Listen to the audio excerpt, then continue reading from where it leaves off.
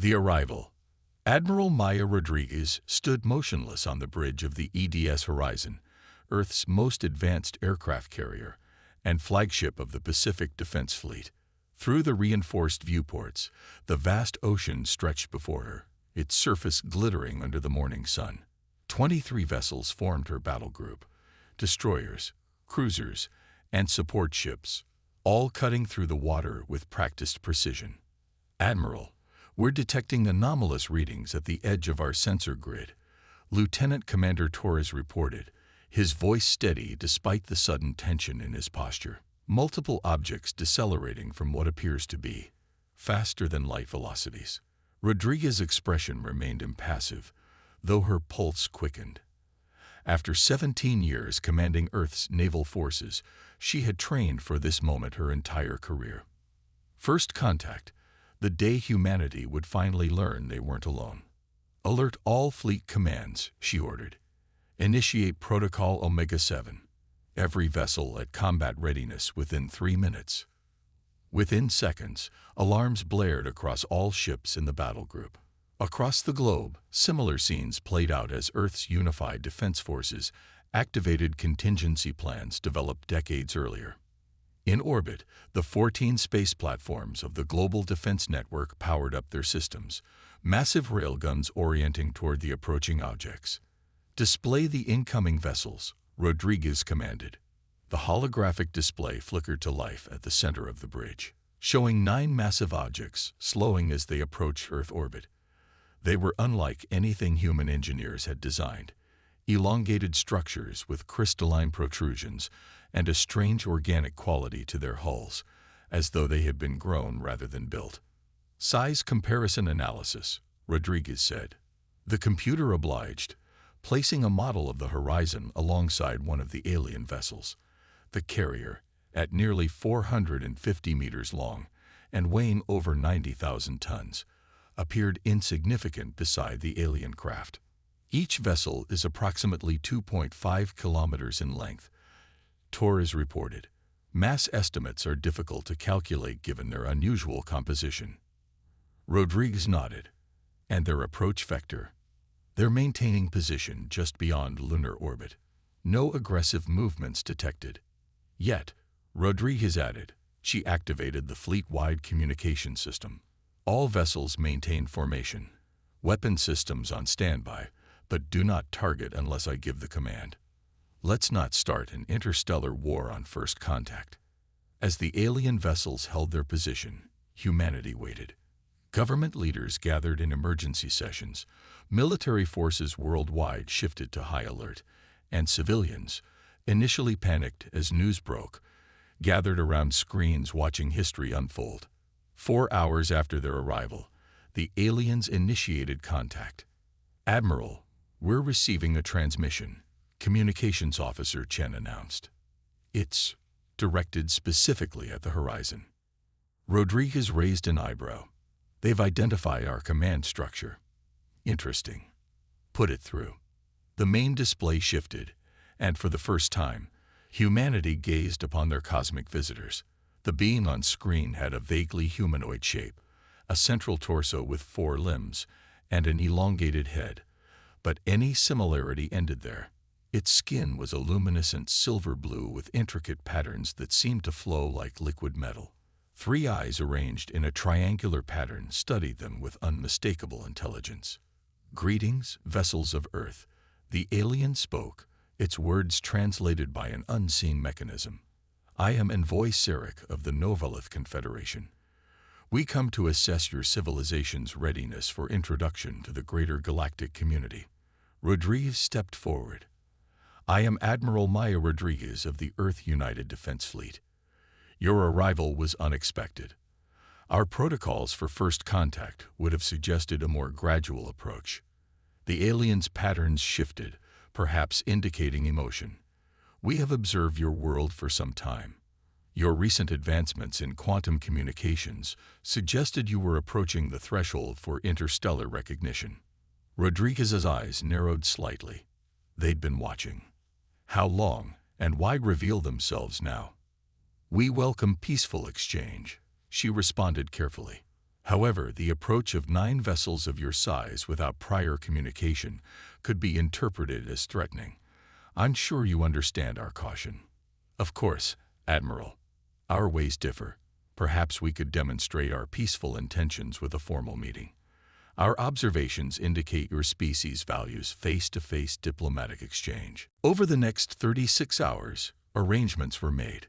The aliens would send a delegation to meet with Earth representatives aboard a neutral platform, an orbital station positioned between the two fleets.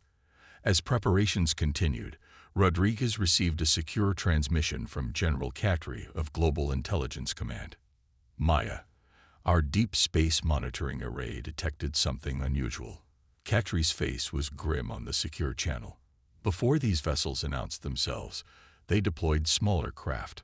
They're conducting comprehensive scans of our military installations worldwide. They're particularly focused on our space-based and aerial defense systems.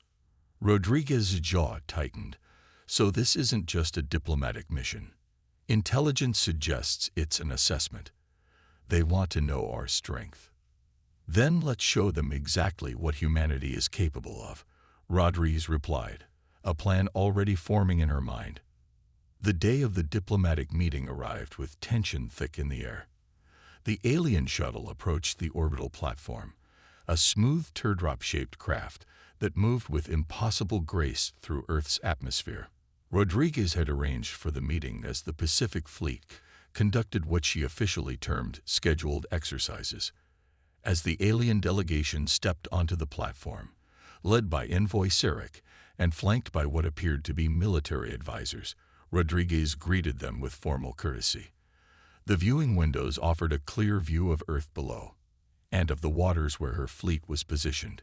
Before we begin our discussions, Rodriguez said, I believe it's important for both parties to understand each other's capabilities. Just as you've been assessing us, we believe transparency is the foundation of trust. With that, she activated her neural link. In the waters below, visible even from orbit, the ocean suddenly erupted with activity. In a meticulously choreographed display, 40 submersibles, the advanced attack submarines of Earth's Navy, surfaced simultaneously around the fleet. Each vessel breached the water like a massive steel leviathan, water cascading off their hulls as they revealed weapon systems that had, until now, remained classified. The alien delegation paused, their composed demeanor faltering. For the first time, their confident stance shifted. A demonstration of Earth's defensive capabilities, Rodriguez explained with a diplomatic smile. Our technology extends beyond the visible. As if on cue, the waters shifted again. From beneath the waves, massive platforms began to rise, floating fortresses that dwarfed even the largest traditional carriers. These were the Poseidon-class mobile defense platforms, each equipped with hypersonic missile arrays, energy weapon systems, and electromagnetic shields developed through decades of secret research. Humanity has faced many challenges throughout our history, Envoy Sarek, Rodriguez said as she led the now visibly unsettled alien delegation toward the meeting chamber. We've learned to prepare for the unexpected. We hope for peace, but stand ready to defend our home against any threat. The alien's 3 eyes blinked in an uneven pattern. We may have underestimated your species, Admiral Rodriguez. Rodriguez nodded politely. That would be unwise. Now shall we discuss this cultural exchange your Confederation is proposing? As they entered the diplomatic chamber, alerts flashed silently on Rodriguez's neural implant. The remaining alien vessels were repositioning. Their initial formation, analyzed by Earth's AI defense systems, had been identified as a standard approach vector for potential orbital bombardment. Now they were shifting to a defensive posture. Good, thought Rodriguez. They're learning. The first step in any peaceful relationship was respect, and sometimes respect began with a healthy appreciation of each other's strength. As the diplomatic talks commenced, Earth's hidden naval power continued its display in the waters below, a silent reminder that humanity would not be easily intimidated, even by visitors from the stars. Power and diplomacy. The diplomatic chamber aboard the orbital platform, hummed with tension as Admiral Rodriguez sat across from Envoy Sarek and his delegation. The massive viewing screens displayed Earth's oceans, where the naval exercises continued, a carefully orchestrated reminder of humanity's defensive capabilities. "Your submersible technology is unexpected," Sarek admitted, the flowing patterns across his silver-blue skin shifting in what humans had begun to recognize as expressions of surprise. "Our preliminary observations suggested your species had focused technological development primarily on orbital and atmospheric platforms." Rodriguez allowed herself a small smile. "Humanity learned long ago not to place all our resources in one domain. The depths of our oceans provide strategic advantages that space does not." "Strategic advantages?" another alien delegate inquired, this one with markings suggesting a military role. "Concealment, self-sufficiency, mobility without detection." Rodriguez gestured toward the screens. "What you're seeing represents only 20% of Earth's underwater capabilities." The alien military advisor's patterns pulsed rapidly. "Fascinating. In our Confederation's assessment of developing species, rarely do we encounter civilizations that prioritize naval power in the age of space travel. Perhaps that's why we've survived," Rodriguez replied. "Unexpected strategies often provide the greatest advantage." As the diplomatic discussions progressed, Rodriguez received continuous updates through her neural link. Earth's intelligence networks had detected the smaller alien vessels withdrawing from their surveillance positions around military installations. Their sudden caution was telling. Sarek leaned forward. "Admiral, I believe we should be transparent with you. The Novelith Confederation consists of 17 spacefaring species across 32 star systems. Our policy regarding emerging civilizations is one of careful assessment before formal introduction." "Assessment of what, exactly?" Rodriguez asked, though she already suspected the answer. "Technological capability, cultural stability, and," Sarek paused, "defensive potential." "You mean you evaluate whether we're a threat?" "Whether you can defend yourselves," Sarek corrected. "The galaxy is vast, Admiral, but not always welcoming. The Confederation seeks allies who can contribute to mutual security." Now they were getting to the truth. Rodriguez tapped a sequence on the table interface, changing the display screens to show historical footage from Earth's military archives, strategic naval battles from human history, from ancient triremes to modern carrier groups. "Humanity's naval tradition spans thousands of years," Envoy Sarek. "Before we reached for the stars, we mastered the seas. That mastery taught us patience, respect for forces greater than ourselves, and the value of adaptation." From the waters below, another demonstration began. What had appeared to be ordinary sections of ocean floor suddenly moved, revealing massive underwater structures, forward operating bases designed to remain undetected even by the most sophisticated scanning technology. "Admiral," Torres's voice came through her neural link, "we're detecting unusual activity from the third alien vessel. They've deployed some kind of sensor array directed at our Challenger deep installation." Rodriguez smiled inwardly. They were testing how deep human technology extended.